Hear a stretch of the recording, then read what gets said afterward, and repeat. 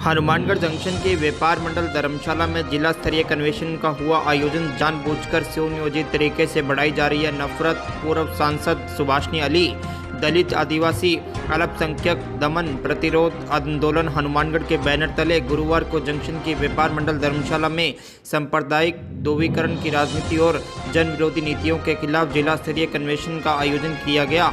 मुख्य वक्ता पूर्व सांसद सुभाषनी अली ने कहा कि आज हमारी जान व बच्चों का भविष्य खतरे में है। समाज का आगे क्या होगा इस बारे में कुछ नहीं कहा जा सकता। हमारे खिलाफ बहुत बड़ी साजिश रची जा रही है।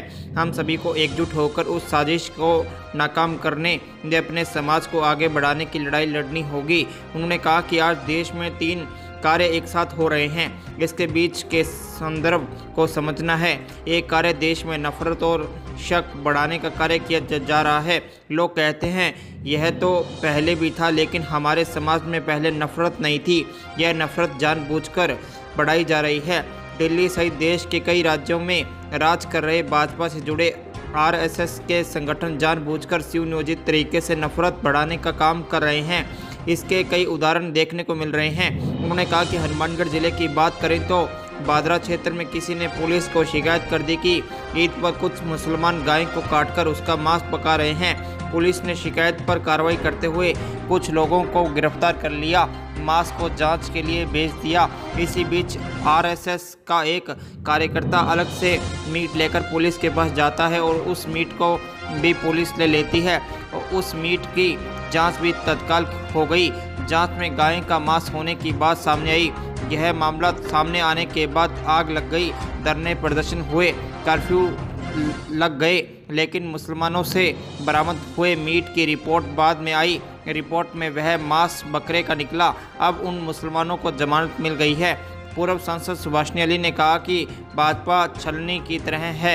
इसके शासन में सब कुछ लीक होता रहता है, सारे पेपर लीक हो जाते हैं और युवाओं को नौकरी नसीब नहीं होती।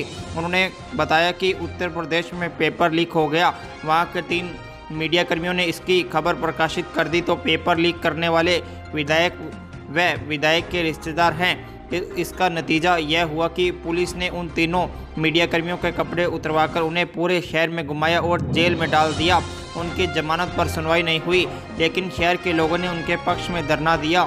उसके बाद वे तीनों जमानत पर छूटे। आज भी इन जैसे कुछ मीडियाकर्मी ऐसे हैं जो सच्चाई सामने लाने का काम करते हैं। सुभाषनी अली ने कहा कि 3 कृषि कानूनों के खिलाफ करीब साल भर चले आंदोलन के दौरान कई किसान दिल्ली के बॉर्डर पर आंदोलन करते समय मर गए, लेकिन उनके लिए बोलने के लिए प्रधानमंत्री के पास एक शब्द भी नहीं था। लेकिन जब उत्तर प्रदेश में चुनाव होने थे उस समय पीएम ने टीवी पर आकर कहा कि मुझसे गलती हो गई कि वह उन्हें समझ नहीं पाया। मैं तीनों कानून लेता हूं। कानून को वापस ले लिया, लेकिन फिर भी किसानों को उसकी फसल का सही दाम नहीं मिल रहा। कन्वेंशन में सीटों के राज्य उपाध्यक्ष रामेश्वर वर्मा, अखिल भारतीय किसान सभा के संयुक्त सचिव डॉक्टर संजय माधव, रघुवीर सिंह वर्मा, बहादुर सिंह चौहान, चंद्रकला वर्मा, गुरपिंदर सिंह मान, जगजीत सिंह जग्गी आदि शामिल थे। ये किसी के पक्ष में या किसी के विपक्ष में या लोगों की कुछ हमदर्दी जुटाने के लिए हम ये सम्मेलन कर रहे हैं, ऐसा बिल्कुल नहीं है। हम ये सम्मेलन इसलिए कर रहे हैं क्योंकि आज एक तरह से हमारी जान खतरे में है, हमारे बच्चों का भविष्य खतरे में है, हमारे समाज का आगे क्या होगा इसके बारे में कुछ कहा नहीं जा सकता। और इसलिए कुछ बहुत ही महत्वपूर्ण बातों को हम आपके बीच में रखना चाहते हैं ताकि हमारी आंखें खुले, हम देख सके कि हमारे साथ कितनी बड़ी साजिश रची जा रही है और हम सब मिलकर के उस साजिश को नाकाम करने की लड़ाई लड़ सके और अपने समाज को आगे बढ़ाने की लड़ाई लड़ सके। इस समय आप देखिए हमारे देश में 3 प्रक्रियाएं एक साथ चल रही हैं। 3 काम हमारे देश में एक साथ हो रहे हैं। ये 3 काम क्या है? ये लगते तो सब अलग अलग हैं कि ये अलग अलग हो रहे हैं, लेकिन ये सब एक दूसरे के साथ मिले हुए हैं और इनके बीच का जो संबंध है वो हमें समझना होगा। एक काम क्या हो रहा है हमारे देश में, नफरत बहुत बढ़ाई जा रही है। नफरत और शक ये दोनों बहुत ज्यादा बढ़ाए जा रहे हैं और लोग कहते हैं अरे ये तो हमेशा से था। ऐसी बात नहीं है, हमेशा से नफरत हमारे समाज में नहीं थी, हमारे आपस में नफरत नहीं थी। ये नफरत जानबूझ करके बढ़ाई जा रही है और ये नफरत कौन बढ़ा रहा है? हम लोगों का ये मानना है कि जो लोग आज दिल्ली में राज कर रहे हैं और उत्तर भारत के कई राज्यों में राज कर रहे हैं, कर्नाटक में राज कर रहे हैं, ये जो भाजपा के लोग हैं और उनके पीछे जो आरएसएस से जुड़े तमाम संगठन हैं, ये जानबूझ करके नफरत बढ़ाने का काम कर रहे हैं। और हम स्थानीय मीडिया की बात नहीं करते, क्योंकि आज तो मैं कहूंगी ये स्थानीय मीडिया है, ये लोकल चैनलों के लोग हैं। क्या कर रहे हैं आप, जरा चुप रहिए ना। ये स्थानीय मीडिया है जो आज भी सच्ची बात हम लोगों के सामने रखने की हिम्मत जुटा करके खड़ा है। कर्मियों पर भी जबरदस्त हमला है। पिछले 7-8 साल में पता नहीं कितने मार डाले गए, कितने जेल में भेज दिए गए। हमारे उत्तर प्रदेश में मैं आपको एक उदाहरण देती हूँ, पेपर लीक हो गया। ये जो भारतीय जनता पार्टी है ना, ये एक छलनी की तरह है।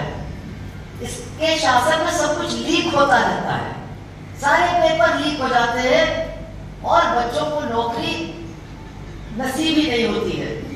तो हमारे उत्तर प्रदेश में पेपर लीक हो गया और पेपर लीक किसने किया, इसकी सूचना 3 पत्रकारों ने पूर्वी उत्तर प्रदेश में बलिया नाम की जगह है, वहां उन्होंने अखबारों में निकाल दिया कि ये पेपर लीक करने वाले विधायक हैं, विधायक के रिश्तेदार हैं, विधायक की भाभी हैं, पता नहीं कौन कौन है, सब नाम उन्होंने दे दिया।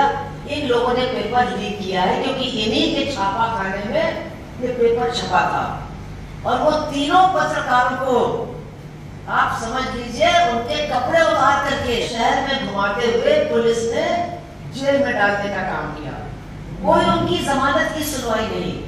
ये तो उस शहर के लोगों ने उनके पक्ष में धरना दिया और 1 महीने के बाद बंद कर दिया बलिया को पूरी तरह से, और उसके बाद ही उनकी जमानत हुई और वो छोटे।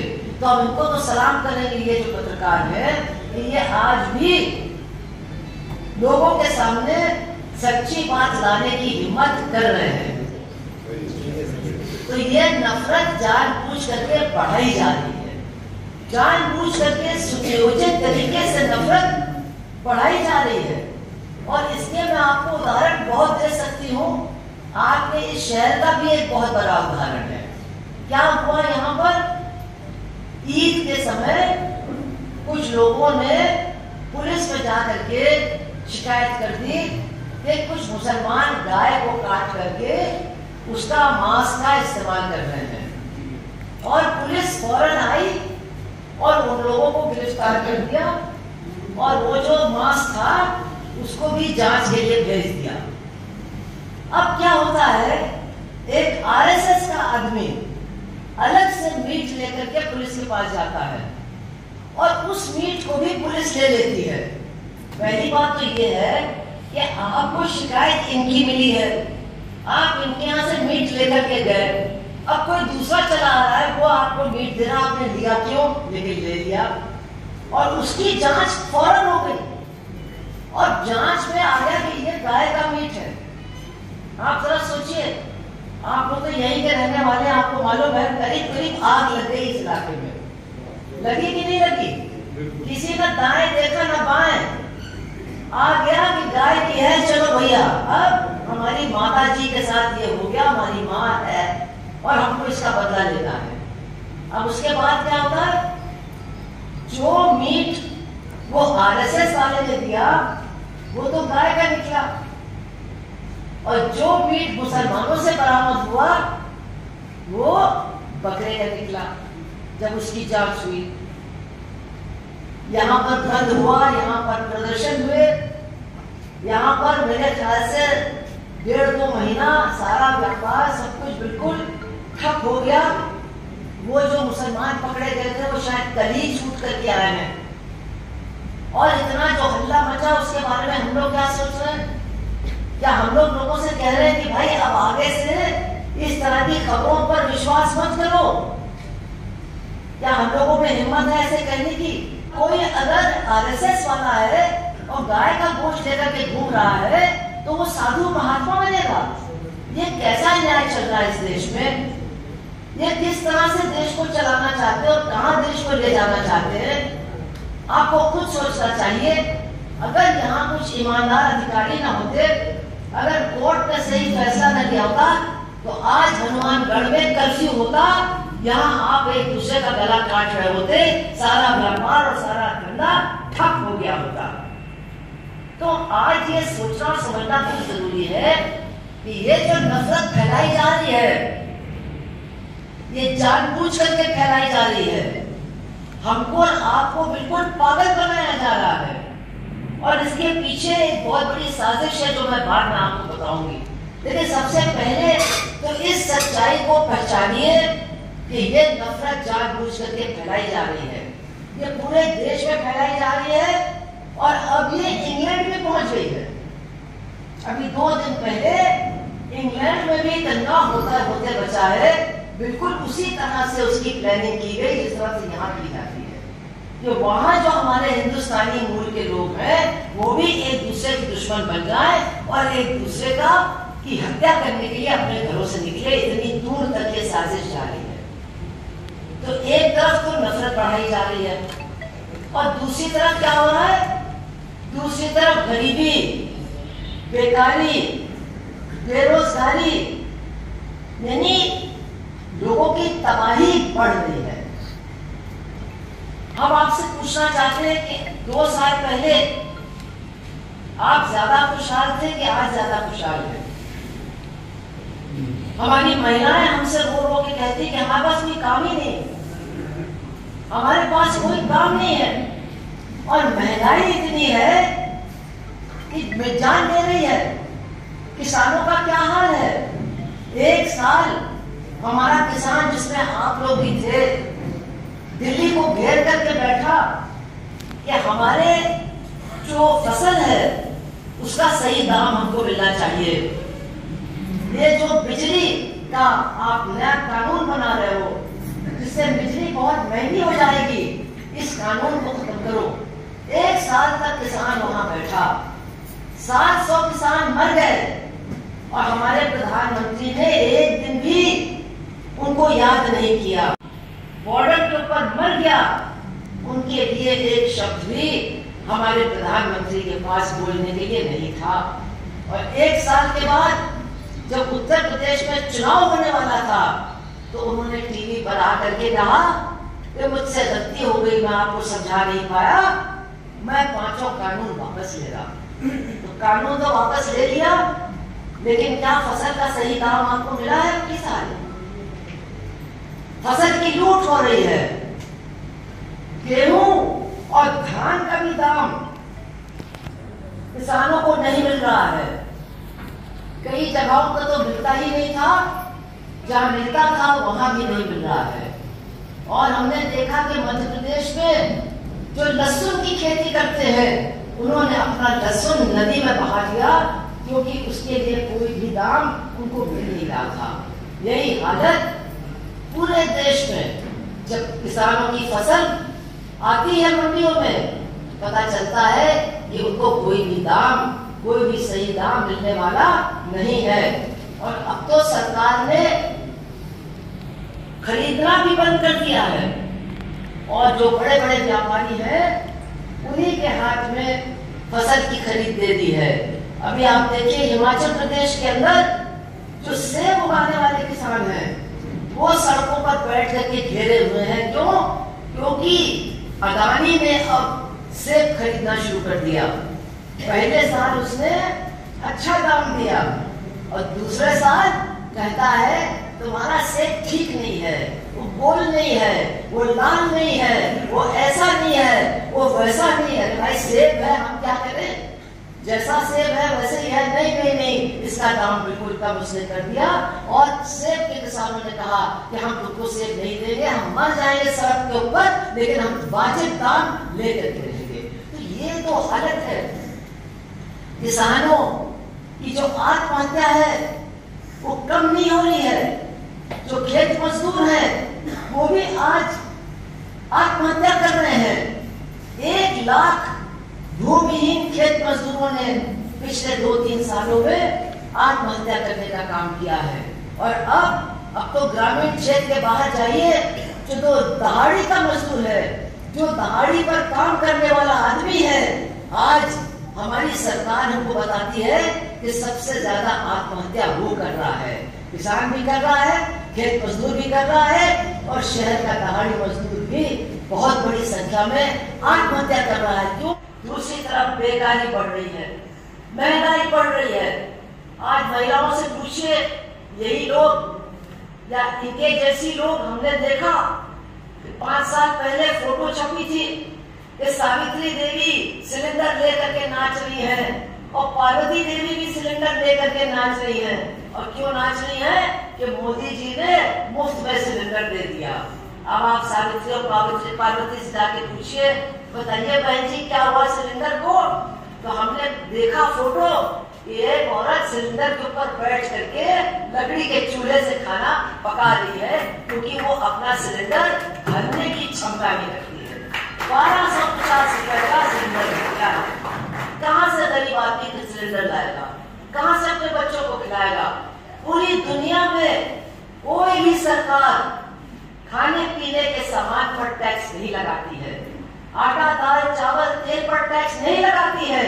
लेकिन मोदी सरकार ने 6 महीने पहले आटा, दाल, चावल, खाने पकाने का तेल, बच्चों का स्कूल का पेंसिल और किताब, सबके ऊपर जीएसटी लगा दी, सबके ऊपर महंगाई बढ़ा दी। और हम आज परेशान हैं कि खाना खिलाए, स्कूल की किताब लेकर के लाए। लेकिन मैं आपको बताना चाहती हूँ कि हमारी एक सरकार लाल झंडे की केरला के अंदर चलती है। पिनराई विजयन उसके मुख्यमंत्री हैं। उन्होंने 4 महीने पहले ऐलान किया कि मोदी जीएसटी लगा सकता है, लेकिन केरला में मैं और मेरी सरकार हम आटा, दाल, चावल, खाने पकाने का तेल, किसी भी जरूरत के सामान पर जीएसटी नहीं लगाएंगे। सस्ते दामों पर लोगों को मुहैया करेंगे। और राशन की दुकानों से 18 सामान आज भी सस्ते दाम पर केरला की सरकार जनता को देने का काम करती है। ये कहते हैं हमने फ्री में राशन दे दिया। कितने लोगों को मिला ये दूसरी कहानी है। पता नहीं कितने करोड़ लोगों की तो राशन कार्ड ही खत्म कर दी गई। आप लोग तो जाते नहीं हो राशन की दुकान, इनसे पूछिए। जब ये जाती है तो क्या होता है? तो दुकानदार कहता है कि तुम्हारा अंगूठा बदल गया, तुम्हारा अंगूठा बदल गया। जैसे कि साड़ी हो या दुपट्टा हो, अंगूठा भी इनकी राज में बदल जाता है। कहते हैं सही नहीं है, तुमको नहीं मिलेगा। अब गेहूं नहीं दे रहे, केवल चावल दे रहे हैं। और ये चावल ऐसा कि अगर मोदी जी खा के दिखा दें, अगर गहलोत जी खा के दिखा दें, तो 1 हफ्ता हम भूखे रहेंगे, खाना नहीं मांगेंगे। ये खा करके दिखाएं हमको, जो ये हमको राशन की दुकानों में चावल देने का काम कर रहे हैं। जानवर भी नहीं खाएगा, इस तरह का चावल दे।